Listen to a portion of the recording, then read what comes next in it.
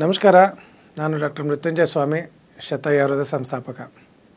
ಇವತ್ತಿನ ಕಾರ್ಯಕ್ರಮ ಬಂದುಬಿಟ್ಟು ಮಧುಮೇಹದ ಬಗ್ಗೆ, ಅದಕ್ಕಿರ್ತಕ್ಕಂಥ ಚಿಕಿತ್ಸೆಗಳ ಬಗ್ಗೆ ಒಂದಷ್ಟು ಡಿಸ್ಕಸ್ ಮಾಡೋಣ.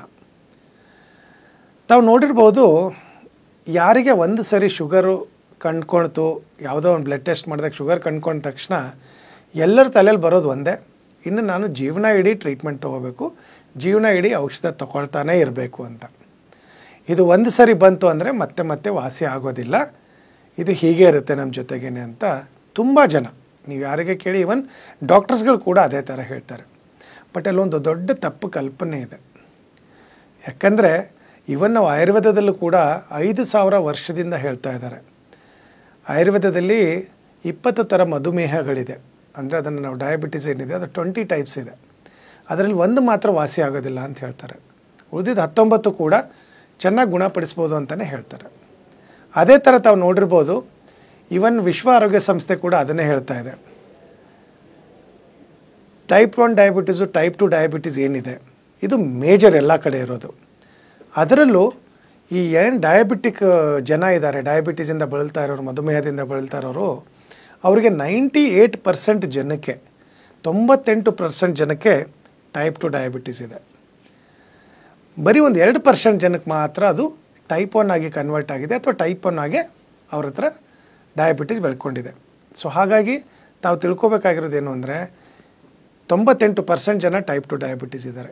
ಈ ಟೈಪ್ 2 ಡಯಾಬಿಟೀಸ್ ಏನಿದೆ 90%ಗಿಂತ ಜಾಸ್ತಿ ಇದನ್ನು ಕಂಪ್ಲೀಟ್ ಗುಣಪಡಿಸ್ಬೋದು ಅಥವಾ ಕಂಟ್ರೋಲ್ ಮಾಡ್ಬೋದು ಅಂತ ಇವನ್ ವಿಶ್ವ ಆರೋಗ್ಯ ಸಂಸ್ಥೆ ಕೂಡ ಹೇಳಿದೆ. ಅದೇ ನಮ್ಮ ಆಯುರ್ವೇದದಲ್ಲೂ ಕೂಡ ಹೇಳಿರೋದಿದೆ. ನಾವು ಶತಾಯುನಲ್ಲಿ ಇದೇ ಮಧುಮೇಹದ ಬಗ್ಗೆ ರಿಸರ್ಚ್ ಪೇಪರ್ ಕೂಡ ಪಬ್ಲಿಷ್ ಮಾಡಿದ್ದೀವಿ. ಅದರಲ್ಲಿ ಒಂದು ಒಳ್ಳೆಯ ಅಂಶ ಏನು ಹೊರಗಡೆ ಬಂದಿದೆ ಅಂದರೆ, ಟೈಪ್ 2 ಡಯಾಬಿಟೀಸ್ ಅಂತೂ ನಾವು ಚೆನ್ನಾಗಿ ಗುಣಪಡಿಸ್ಬೋದು. ಜೊತೆಗೆ ಬೈ ಚಾನ್ಸ್ ನಿಮ್ಗೆ ಏನಾದರೂ ಟೈಪ್ 1 ಡಯಾಬಿಟೀಸ್ ಇತ್ತು, ಇನ್ಸುಲಿನ್ ಡಿಪೆಂಡೆಂಟ್ ಡಯಾಬಿಟೀಸ್ ಇತ್ತು ಅಂದರೆ ಇನ್ಸುಲಿನ್ ಡಿಪೆಂಡೆನ್ಸಿನ ನಾವು ಕಡಿಮೆ ಮಾಡ್ಬೋದು, ಇನ್ಸುಲಿನ್ ಡಿಪೆಂಡೆನ್ಸಿನ ಅವಾಯ್ಡ್ ಮಾಡ್ಬೋದು. ಜೊತೆಗೆ ಈ ಮಧುಮೇಹದಲ್ಲಿ ಯಾವಾಗಲೂ ಒಂದು ಅರ್ಥ ಮಾಡ್ಕೋಬೇಕು ತಾವು, ಇವತ್ತಿನವರೆಗೆ ಮಧುಮೇಹದಿಂದ ಯಾರಿಗೂ ಪ್ರಾಣಹಾನಿ ಆಗಿಲ್ಲ. ಬಟ್ ಮಧುಮೇಹದಿಂದ ಬರ್ತಕ್ಕಂಥ ಕಾಂಪ್ಲಿಕೇಶನ್ಸ್ ಏನಿದೆ, ಅದರದ್ದು ಅಡ್ಡ ಪರಿಣಾಮಗಳೇನಿದೆ ಮಧುಮೇಹದ್ದು, ಪ್ಲಸ್ ಆ ಮಧುಮೇಹ ತೊಗೊಳ್ತಕ್ಕಂಥ ಔಷಧಿಗಳ ಅಡ್ಡ ಪರಿಣಾಮ ಏನಿದೆ ಅಲ್ಲ, ಅದರಿಂದ ತುಂಬ ಜನಕ್ಕೆ ಹಾನಿಯಾಗಿರೋದನ್ನು ನೋಡಿದ್ದೀವಿ.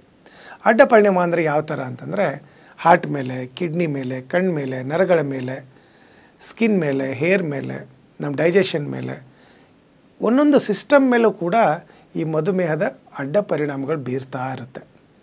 ಅದನ್ನು ನಾವು ಈ ನಮ್ಮ ರಿಸರ್ಚಲ್ಲಿ ನಾವು ಒಂದು ನೋಡಿರೋದೇನು ಅಂದರೆ, ಆ ಅಡ್ಡ ಪರಿಣಾಮಗಳನ್ನು 100% ಸ್ಟಾಪ್ ಮಾಡ್ಬೋದು ನಾವು. First of all type 2 diabetes reverse ಮಾಡ್ಬೋದು, ಅದನ್ನು ಗುಣಪಡಿಸ್ಬೋದು, ವಾಸಿಪಡಿಸ್ಬೋದು. ಜೊತೆಗೆ ಟೈಪ್ 1 ಡಯಾಬಿಟೀಸು ಅದು ಗುಣಪಡಿಸೋಕ್ಕೆ ಆಗೋದೇ ಇಲ್ಲ. ಬಟ್ ಅದರಲ್ಲಿ ಇರ್ತಕ್ಕಂಥ ಈ ಇನ್ಸುಲಿನ್ ಡಿಪೆಂಡೆನ್ಸಿ ಏನಿದೆ ಅದನ್ನು ನಾವು ಸಂಪೂರ್ಣವಾಗಿ ನಿಲ್ಲಿಸ್ಬೋದು. ಅಂದರೆ ನೀವು ದಿನ ಇನ್ಸುಲಿನ್ ಚುಚ್ಕೊಳ್ಳೋದನ್ನು ನಿಲ್ಲಿಸ್ಬೋದು. ಚೆನ್ನಾಗಿದೆ ಅಲ್ವ ಈ ರಿಸರ್ಚ್ ಪೇಪರು. ಸೊ ಇದೇ ಥರ ನಾವು ಏನು ಮಾಡ್ತಾಯಿದ್ದೀವಿ ಅಂದರೆ, ಈಗ ಇವನ್ ನಾವು government of Karnataka, government of India ಜೊತೆ ಸೇರಿಬಿಟ್ಟು ಬೆಂಗಳೂರು ಸುತ್ತಮುತ್ತ ಇರ್ತಕ್ಕಂಥ ಡಿಸ್ಟಿಕ್ಗಳಿರ್ಬೋದು, ತಾಲೂಕುಗಳಿರ್ಬೋದು, ಅಥವಾ ಬೆಂಗಳೂರಲ್ಲಿರ್ತಕ್ಕಂಥ ಬೇರೆ ಬೇರೆ ಏರಿಯಾಗಳಿಗೆ ಹೋಗ್ಬಿಟ್ಟು ಅಲ್ಲಿ ಜನಕ್ಕೆ ಒಂದಷ್ಟು ಮಧುಮೇಹದ ಬಗ್ಗೆ ಒಂದಷ್ಟು ತಿಳುವಳಿಕೆನ ಹೇಳ್ಕೊಟ್ಬಿಟ್ಟು ಹೇಗೆ ಅದನ್ನು ತಾವು ಎಫೆಕ್ಟಿವ್ ಆಗಿ ಮ್ಯಾನೇಜ್ ಮಾಡ್ಬೋದು, ಎಫೆಕ್ಟಿವ್ ಆಗಿ ರಿವರ್ಸ್ ಮಾಡ್ಬೋದು ಅಂತ ಹೇಳ್ಕೊಡ್ತಾ ಇದ್ದೀವಿ. ಅದರಲ್ಲೂ ನಾವು ಶತಾಯುನಲ್ಲಿ ಒಂದು ಎಕ್ಸ್ಕ್ಲೂಸಿವ್ ಆಗಿ ನಮ್ಮದು ಡಯಾಬಿಟೀಸ್ ಡಿಟಾಕ್ಸ್ ಅಂತಲೇ ಒಂದು ಟ್ರೀಟ್ಮೆಂಟ್ ಮಾಡ್ತೀವಿ. ಅದು ಫಸ್ಟ್ ಒಂದು 15 ದಿವಸದ ಟ್ರೀಟ್ಮೆಂಟ್ ಇರುತ್ತೆ. ಅದು ಆದಮೇಲೆ ನಿಮಗೆ ಎವ್ರಿ ಮಂತು ಮೆಡಿಸಿನ್ ಕೊಡ್ತಾ ಇರ್ತೀವಿ. ಯಾವಾಗ ನಾವು ಮೆಡಿಸಿನ್ ಶುರು ಮಾಡ್ತೀವಿ, ನೀವು ಎವ್ರಿ ಮಂತು ಚೇಂಜಸ್ ನೋಡ್ತಾ ಇರ್ಬೋದು. ಅಂದರೆ ಎವ್ರಿ ಮಂತು ನಿಮ್ಮ ಶುಗರ್ ಲೆವೆಲ್ ಕಡಿಮೆ ಆಗ್ತಾ ಬರ್ತಾ ಇರುತ್ತೆ. ಯಾಕಂದರೆ ಟೈಪ್ 2 ಡಯಾಬಿಟೀಸು ಮೆಜಾರಿಟಿ ಜನಕ್ಕೆ ನೋಡಿ, 98% ಜನಕ್ಕಿದೆ ಅಂದರೆ 98% ತಾವು ಕೂಡ ಒಬ್ಬರು ಇರ್ಬೋದು. ಸೊ ಅದನ್ನು ಸಂಪೂರ್ಣವಾಗಿ ಗುಣಪಡಿಸ್ಬೋದು. ಹಾಗಾಗಿ ನಿಮ್ಮದು ಯಾವುದೇ ಥರ ಡಯಾಬಿಟೀಸ್ ಇರಲಿ, ಅದಕ್ಕೆ ಏನೇನು ಟೆಸ್ಟ್ ಮಾಡಬೇಕು, ಏನೇನು ರಿಪೋರ್ಟ್ ನಮಗೆ ಕಳಿಸ್ಬೇಕು ಅಂತ ಒಂದು ಸರಿ ಹೇಳ್ತೀನಿ, ನೋಟ್ ಮಾಡ್ಕೊಳ್ಳಿ ತಾವು. ಫಸ್ಟು ಶುಗರ್ ಬಂತು ಅಂತಂದರೆ fasting sugar, after food sugar ಮಾಡಿಸಿರೋ ರಿಪೋರ್ಟ್ಸ್ ಇರಬೇಕು. ಜೊತೆಗೆ HbA1c ಅದನ್ನು 3 ತಿಂಗಳದ್ದು ಆ್ಯಾವರೇಜ್ ಇರುತ್ತೆ, ಅದು ಒಂದು ಮಾಡಿಸ್ಬೇಕು. ಬೈ ಚಾನ್ಸ್ HbA1c ಏನಾದರೂ ಔಟ್ ಆಫ್ ಕಂಟ್ರೋಲ್ ಹೋಗ್ತಾ ಇದೆ, ಶುಗರ್ ಕಂಟ್ರೋಲ್ಗೆ ಬರ್ತಾ ಇಲ್ಲ ಅಂದರೆ ಒಂದು C ಪೆಪ್ಟೈಡ್ ಅಂತ ಒಂದು ಟೆಸ್ಟ್ ಇರುತ್ತೆ.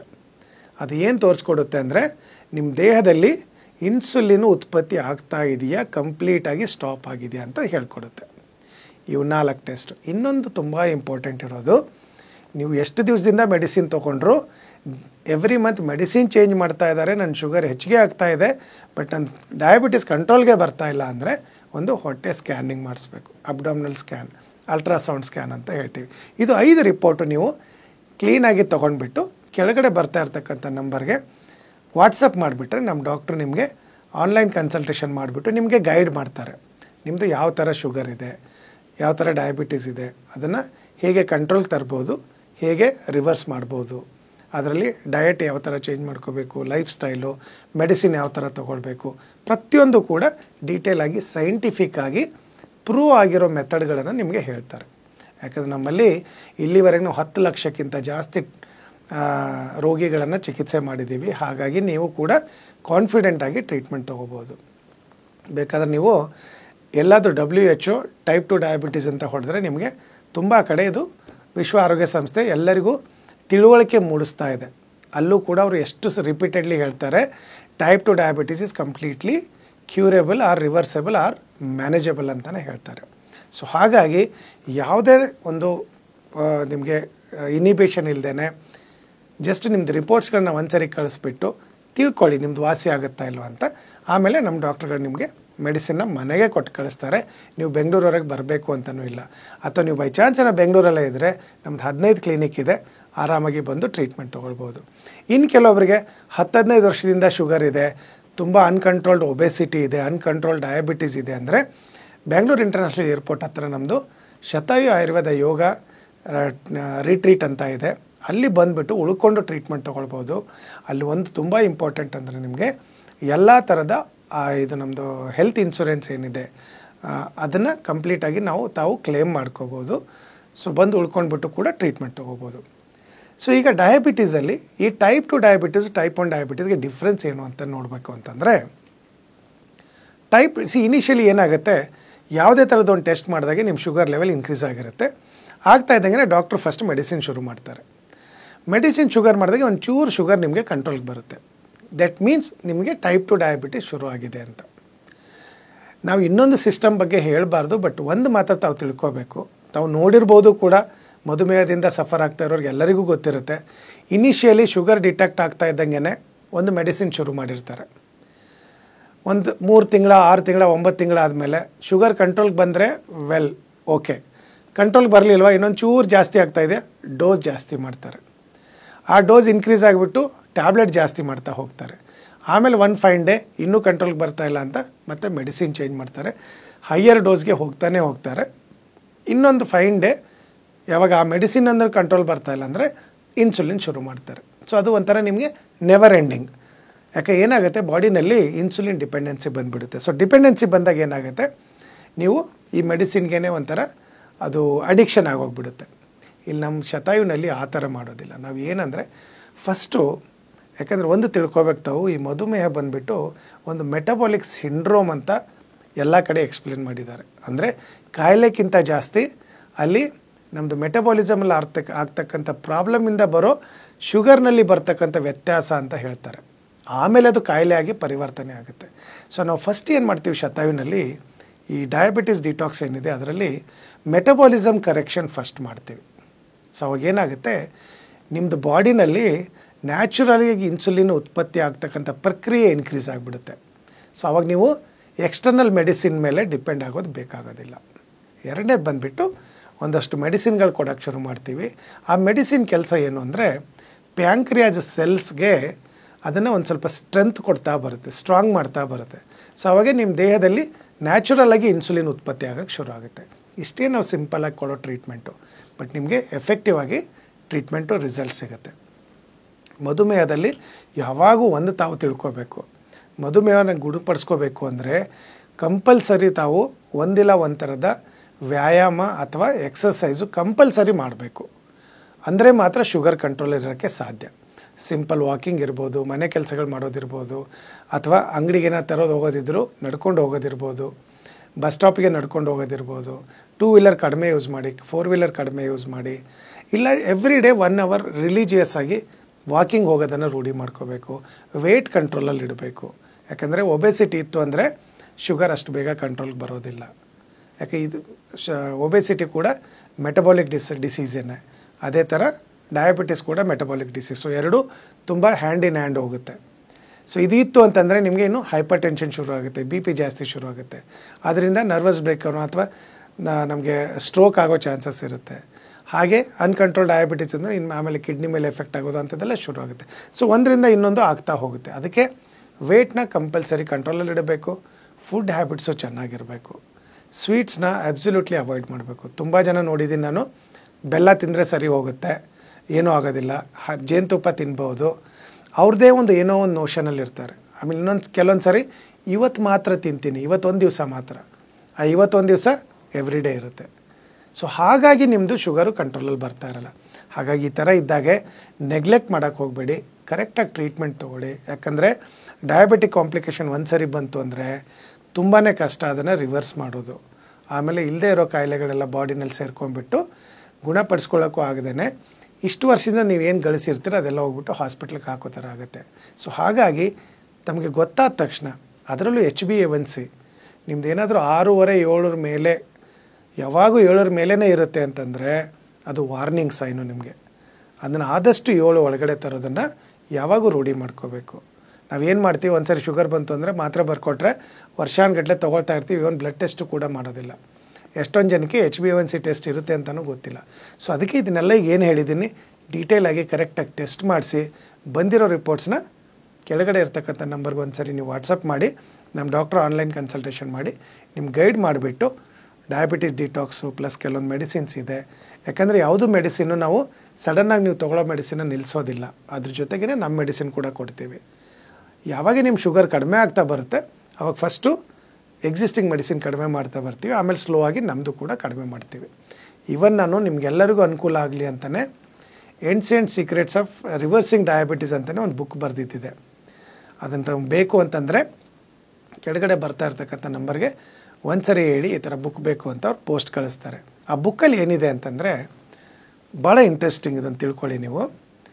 ಯಾಕಂದರೆ ಎಷ್ಟೊಂದು ಜನ ನಾವೆಲ್ಲ ತಿಂತಾ ಇರ್ತೀವಿ, ಬರೀ ಸ್ವೀಟ್ ಮಾತ್ರ ತಿನ್ನೋದು ಬೇಡ ಅಂತ, ಬಟ್ ಉಳಿದಿದ್ದೆಲ್ಲ ತಿಂತಾ ಇರ್ತೀವಿ. ಆ ಬುಕ್ಕಲ್ಲಿ ನಾನು ಏನು ಪ್ರಯತ್ನ ಇದೆ ಅಂದರೆ, ನಾವು ತಿಂತಕ್ಕಂಥ ಆಹಾರದಲ್ಲಿ ಶುಗರ್ ಕಂಟೆಂಟ್ ಎಷ್ಟಿದೆ, ಆಮೇಲೆ ಅದು ಆಹಾರ ಜೀರ್ಣ ಆದಮೇಲೆ ನಮ್ಮ ಬ್ಲಡ್ಡಲ್ಲಿ ಎಷ್ಟು ಶುಗರ್ನ ರಿಲೀಸ್ ಮಾಡುತ್ತೆ, ಅದನ್ನು ನಾವು ಗ್ಲೈಸೆಮಿಕ್ ಇಂಡೆಕ್ಸು, ಗ್ಲೈಸೆಮಿಕ್ ಲೋಡ್ ಅಂತ ಹೇಳ್ತೀವಿ. ಪ್ರತಿಯೊಂದು ಆಹಾರದ್ದು ಕೂಡ ಬರೆದಿದ್ದಿದೆ. ಜೊತೆಗೆ ನಾನು ಆವಾಗ ವಿಹಾರಗಳು ಚೇಂಜ್ ಮಾಡ್ಕೋಬೇಕಂದೆಲ್ಲ, ಯಾವುದೇ ಥರ ಒಂದು ಎಕ್ಸಸೈಸ್ ಇರಬೇಕು ಅಥವಾ ಯಾವುದಾದ್ರೂ ಯೋಗ ಮಾಡೋದಾಗಲಿ ಅಂಥದ್ದೆಲ್ಲ, ಅದರಲ್ಲಿ ಕಂಪ್ಲೀಟ್ ಯೋಗಾಸನಗಳು ಬರೆದಿದ್ದಿದೆ. ನಿಮಗೆ ಡಯಾಬಿಟಿಸ್ ರಿವರ್ಸ್ ಹೇಗೆ ಮಾಡ್ಕೋಬೇಕು ಅದಕ್ಕೆ ಹೆಲ್ಪ್ ಆಗ್ತಕ್ಕಂಥ ವ್ಯಾಯಾಮಗಳ ಒಂದು ಕಂಪ್ಲೀಟ್ ವಿತ್ ಪಿಕ್ಚರ್ಸ್ ಹಾಕಿರೋದಿದೆ, ಅದು ನಿಮ್ಗೆ ತುಂಬ ಹೆಲ್ಪ್ ಆಗುತ್ತೆ. ಜೊತೆಗೆ ಡಯಾಬಿಟಿಸ್ ಅಂದರೆ ಏನು, ಏನೇನು ಟೆಸ್ಟ್ ಮಾಡಬೇಕು, ಅದರ ನಾರ್ಮಲ್ ರೀಡಿಂಗ್ಸ್ ಏನು, ಆಮೇಲೆ ಯಾವ್ದು ಹಣ್ಣು ತಿನ್ನಬೇಕು, ಯಾವುದು ಜೋಳ ತಿನ್ಬೋದಾ, ಅಕ್ಕಿ ತಿನ್ಬೋದಾ, ರಾಗಿ ತಿನ್ಬೋದಾ, ಪ್ರತಿಯೊಂದಕ್ಕೂ ಕೂಡ ಗ್ಲೈಸೆಮಿಕ್ ಲೋಡು, ಗ್ಲೈಸೆಮಿಕ್ ಇಂಡೆಕ್ಸ್ ಬರ್ತಿದ್ದಿದೆ. ನಿಮ್ಗೆ ತುಂಬ ಹೆಲ್ಪ್ ಆಗುತ್ತೆ. ಸೊ ನಿಮ್ದು ಯಾವುದೇ ಥರದ್ದು ಮಧುಮೇಹದ್ದು ಕ್ವಶನ್ಸ್ ಇರ್ಬೋದು, ಅಥವಾ ನಿಮಗೇನೋ ಡೌಟ್ಸ್ ಇದ್ದರೆ ಅಥವಾ ಪ್ರಾಪರಾಗಿ ಟ್ರೀಟ್ಮೆಂಟ್ ಬೇಕು ಅಂದರೆ ಕೆಳಗೆ ಬರ್ತಕ್ಕಂಥ ನಂಬರ್ ಕಳಿಸ್ಬಿಟ್ಟು ನಮ್ಮ ಡಾಕ್ಟ್ರ್ ಹತ್ರ ಆನ್ಲೈನ್ ಕನ್ಸಲ್ಟೇಷನ್ ತೊಗೊಳ್ಳಿ, ಕರೆಕ್ಟಾಗಿ ಸೊಲ್ಯೂಷನ್ ಸಿಗುತ್ತೆ.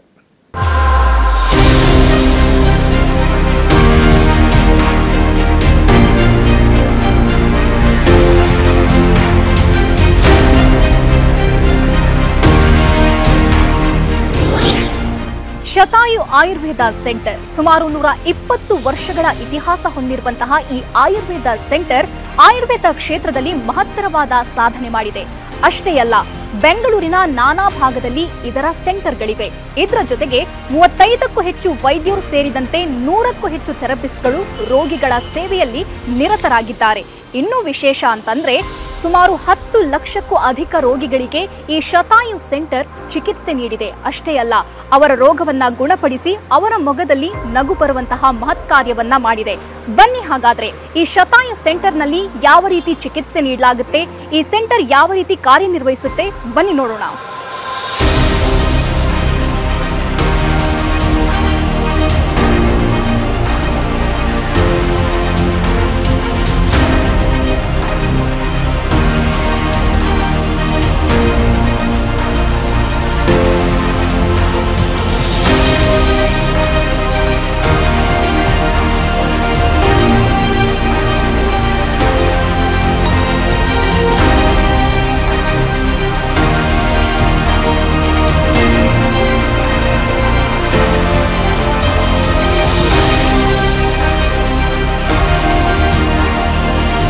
ನೋಡಿದ್ರಲ್ಲ, ಶತಾಯು ಆಯುರ್ವೇದ ಕ್ಲಿನಿಕ್ ಯಾವ ರೀತಿ ಕಾರ್ಯನಿರ್ವಹಿಸುತ್ತೆ, ಉತ್ತಮವಾದ ಚಿಕಿತ್ಸೆ ನೀಡುತ್ತೆ ಅನ್ನೋದನ್ನ. ತಾವೇನಾದ್ರೂ ಒಬಿಸಿಟಿ, ಡಯಾಬಿಟಿಸ್, PCOD ಅಥವಾ ಗರ್ಭಧಾರಣೆಯ ಸಮಸ್ಯೆ, ಕೀಲು ನೋವು, ಗಂಟು ನೋವು ಇಂತಹ ಯಾವುದಾದ್ರೂ ಸಮಸ್ಯೆಯಲ್ಲಿ ಬಳಲ್ತಾ ಇದ್ರೆ ಬೆಂಗಳೂರಿನ ನಾನಾ ಭಾಗದಲ್ಲಿ ಶತಾಯು ಆಯುರ್ವೇದ ಕ್ಲಿನಿಕ್ನ ಸೆಂಟರ್ಗಳಿವೆ. ನಿಮ್ಮ ಹತ್ತಿರದ ಸೆಂಟರ್ಗೆ ಹೋಗಿ ತಾವು ಚಿಕಿತ್ಸೆ ಪಡೆಯಬಹುದಾಗಿದೆ. ಹಾಗಾದ್ರೆ ಯಾಕೆ ತಡ? ಅಡ್ರೆಸ್ ಪ್ಲೇಟ್ ಇಂತಿದೆ, ನೋಟ್ ಮಾಡ್ಕೊಳ್ಳಿ.